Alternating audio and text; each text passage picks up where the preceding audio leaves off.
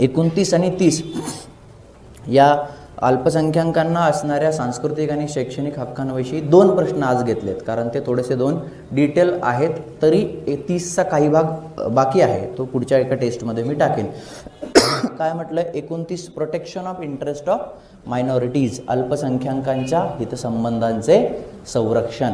15, 16, 19 आणि 29, 30 केवळ भारतीय नागरिकांनाच उपलब्ध असणारे मूलभूत हक्क आहेत. मग काय येतं याच्यामध्ये? 29(1) मध्ये काय येतं?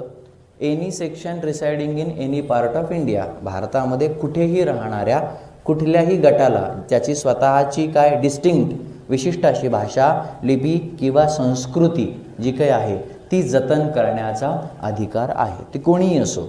आणि इथं येतं 29(1) आणि त्याच्यानंतर पुढे जे येतं की काय त्याचं वाक्य की हा केवळ भारतातील अल्पसंख्याकांनाच नाही तर बहुसंख्याकांनाही हक्क आहे, ही तरतूद संविधानाच्या अनुच्छेद 29 मध्ये स्पष्टपणे करण्यात आली. अर्धविधान चूक आहे, ते करेक्ट आहे. Article 29 is available for minorities as well as majorities and article 30 is applicable to majorities only.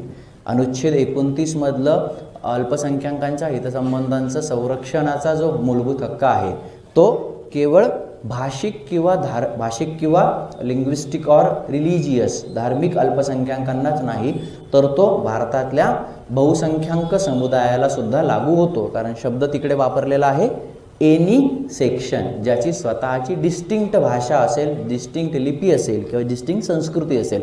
For example Maharashtrian in Bengal समजा असं आपण म्हटलं तर, म्हणजे मराठी माणूस बंगालमध्ये राहत असेल एखाद्या विशिष्ट भागामध्ये, तर तो तिथे काय होईल?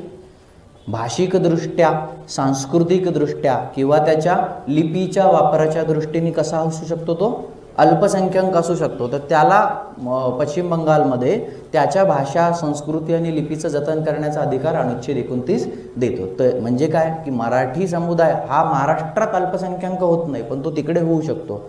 त्याचा अर्थ टेक्निकली काय होतं की केवळ भाषिक अल्पसंख्याक किंवा धार्मिक अल्पसंख्याकांनाच एक अनुच्छेद 29चा मूलभूत हक्क नाही तर तो बहुसंख्याकांना देखील आहे.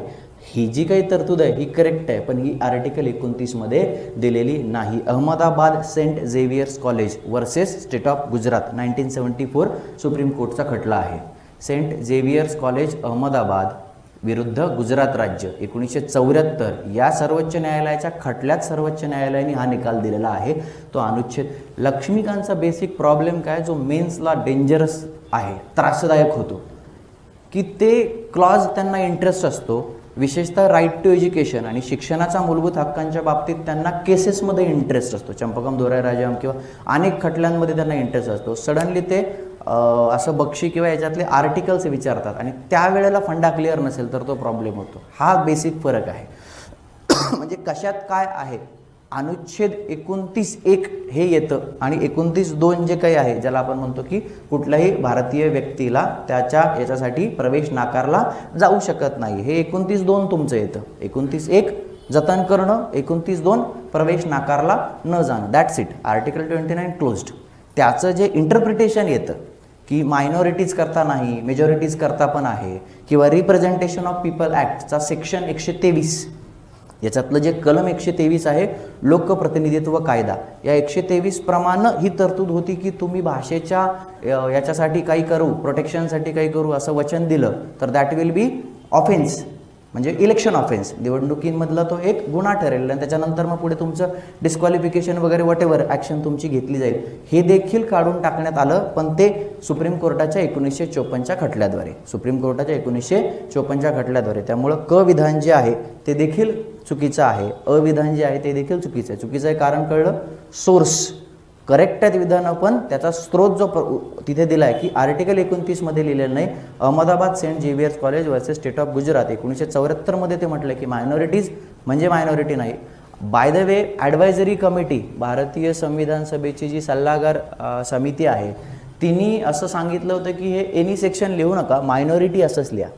लक्षात येतं तिथे, पण ते नंतर स्वीकारण्यात नाही आलं. ॲक्च्युअली कॉन्स्टिट्यूशनमध्ये एनी सेक्शन असा शब्द लिहिण्यात आला, पण त्यांना एक्सपेक्टेड काय आहे 29 आणि 30 मध्ये अल्पसंख्याकांच्या हितसंबंधांचं संरक्षणच अपेक्षित आहे. पण ते अल्पसंख्याक म्हणजे संबंध भारतभर कुठलेही असले तरी चालते. आणि हे माहितीच आहे आपल्याला की अल्पसंख्याक या शब्दाची व्याख्या संविधानामध्ये कुठेही करण्यात आलेली नाही. Minority has not been defined in the Indian constitution anywhere.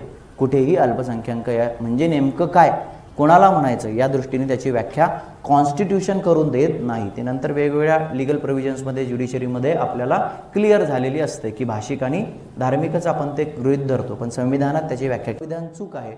ब विधान जे आत्ता आपण म्हणालो की कुठल्याही भारतीय किंवा परकीय व्यक्तीला, हे विधान चूक आहे. परकीय नाही तर ते केवळ भारतीय व्यक्तीलाच आहे. 15, 16, 19, 29, 30 बेसिक फंड आहे.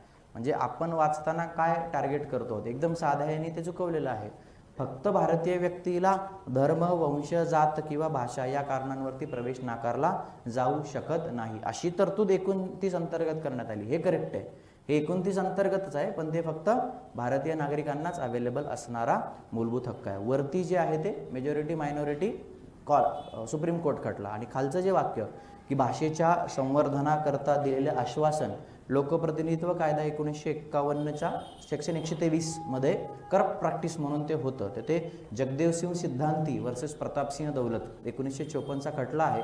ते काय लिहून घेण्याची गरज नाही, पण खूप जुना खटला आहे.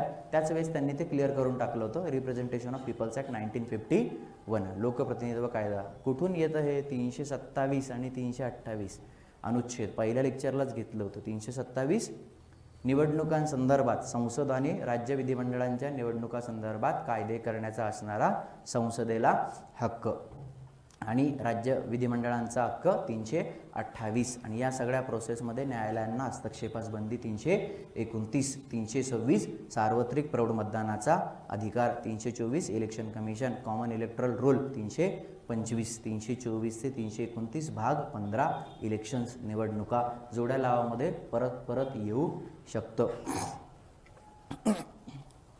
फेब्रुवारी नंतर फक्त रिव्हिजन होते, नवीन काही होत नाही. त्यामुळे जे काही अभ्यास आहे ते 30 जानेवारी एंड, निकालच लागतो 31 जानेवारीला पास नापासचा. त्यामुळे ते अ ब क चूक आहे.